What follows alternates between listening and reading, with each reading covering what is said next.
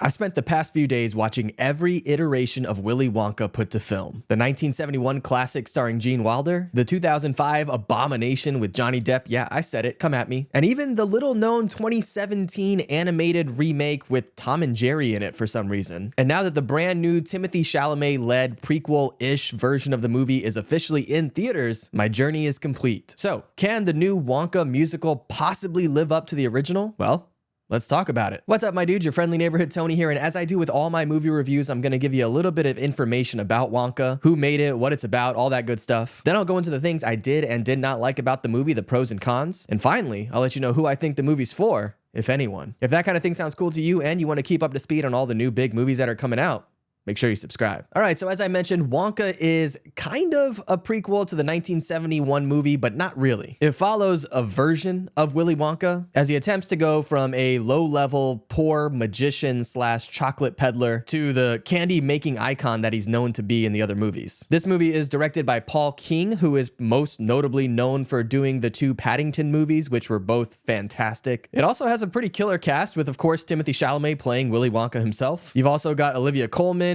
Hugh Grant, Keegan-Michael Key, Sally Hawkins, and even Rowan Atkinson in a smaller role. And that's just to name a few. The movie is stacked with talent, but with all these remakes we get, I keep asking myself the same question. What's the point? If we already have an absolute classic in the original movie, is it even possible for a new version to surpass it or even come close? Well, let's get into that with the pros and cons, starting, of course, with the pros. The things I loved about this movie. Okay, I'm gonna start with the biggest thing first. I am so happy they did not do the Charlie story again. Seriously, if they did, I might have just immediately failed the movie. It's done. Leave it alone. We don't need that story again. And maybe that's just especially on my mind because I just watched 3 back-to-back movies about the Charlie arc, 2 of which felt like an absolute waste of time because they already nailed it with the original movie. So shout out to this movie for actually doing something different and new. They were instantly on my good side with that choice. And then there's the second biggest piece, which is Wonka himself. Chalamet was a bold choice, in my opinion. I've only ever really seen him play roles that are dark and brooding, or at the very least, serious and dramatic. I guess except for one movie where he played a comedic role. But either way, when they cast him as Wonka, I was definitely concerned. I mean, he's definitely a great actor, but even with that, this felt like a completely different style for him. And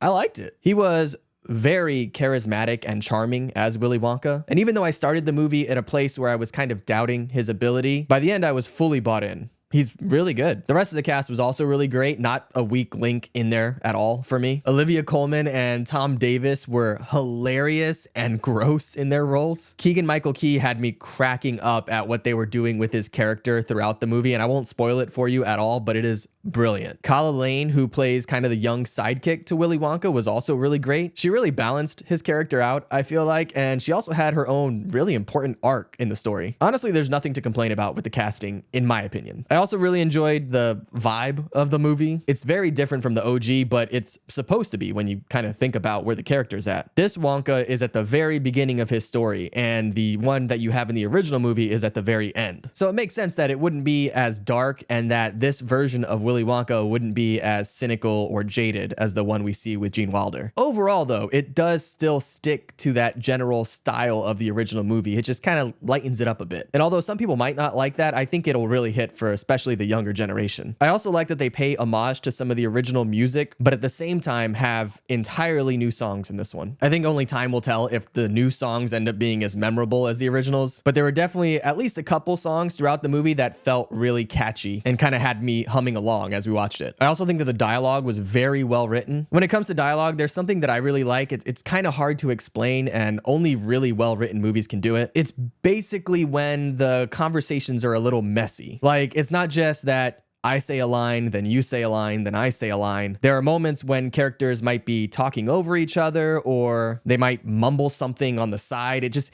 makes it feel more authentic and like they're having real conversations. I don't know if that makes sense, but it's definitely something that I felt in this movie, and I really enjoyed it. The movie also has some real laugh out loud moments, whether it's with some of the clever dialogue or some of the slapstick comedy moments. One of the great things about Willy Wonka movies is what the candy does to people at different times, and and there are definitely a few moments in this movie where I found myself busting out laughing at some of the things that would happen to the characters on screen. There's also some really emotional moments. It's not all just yucks. And I mean, look, I am a callous and bitter old man, so don't take my word for it, but I definitely noticed that my girlfriend teared up at a few scenes in the movie, and even this random middle-aged dude that was sitting a few seats down from me, he was straight up sobbing at certain points in the movie. So yeah, you know, if you have a heart, unlike me, it'll definitely hit you in the feels as well. Let's see, what else? The set design I thought was really good, and the CG hit more than it missed. The movie overall just had all of the joy and whimsy of the original, and it all wraps up in a nice, pleasant bow. But of course, no movie is perfect. And even though I really enjoyed Wonka, there might be a few things that just don't do it for you. So let's get into that with the cons. But before we do, I wanna let you know that this video is sponsored by you. That's right, I'm just a tiny little channel here without any big corporate sponsors or anything like that. So just by watching the video, you're really helping me out. If you want to be super dope though and show your support in the easiest possible way, do me a solid and like the video and maybe drop a comment down below. I know it's controversial, but what do you think about the 2005 Johnny Depp version? Personally, I hated it, but I know some of you weirdos out there love it. You're sick and you need help, but that's okay.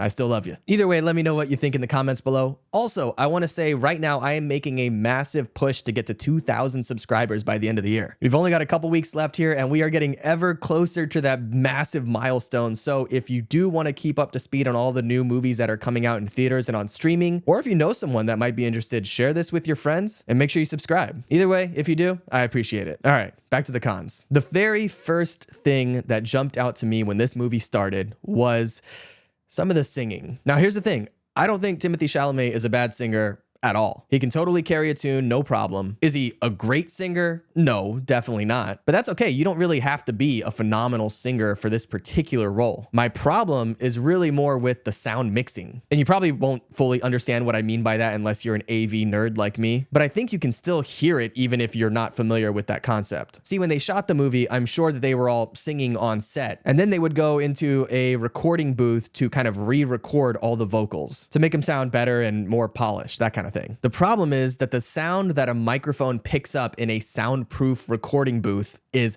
totally different from the sound that you'll pick up when you're on set or on stage. And so the sound mixer has to change the sound by doing what's called EQing it or equalizing it. Basically taking that soundproof booth and making it sound like you're on a big open stage. And in my opinion, they did not do that very well here at all. It is something that I got over as I was watching the movie, but I definitely immediately noticed it as soon as they started singing. And for a movie that cost $125 million to make, they deserve better than that. Aside from that, as I kind of mentioned before, this movie isn't anywhere near as dark as the original. And although I understand why they did that, both from a storytelling perspective and also, let's be honest, from a business perspective, that will definitely bother some people. So all right, enough of that. Who do I think Wonka is for? Well, I really think this is a fantastic holiday time watch for the whole family. I think kids are gonna love it, and parents as well, as long as they're not Willy Wonka purists. Now, who won't like it? Well, it's those purists. If you absolutely love the original and you hate any attempt at remaking it,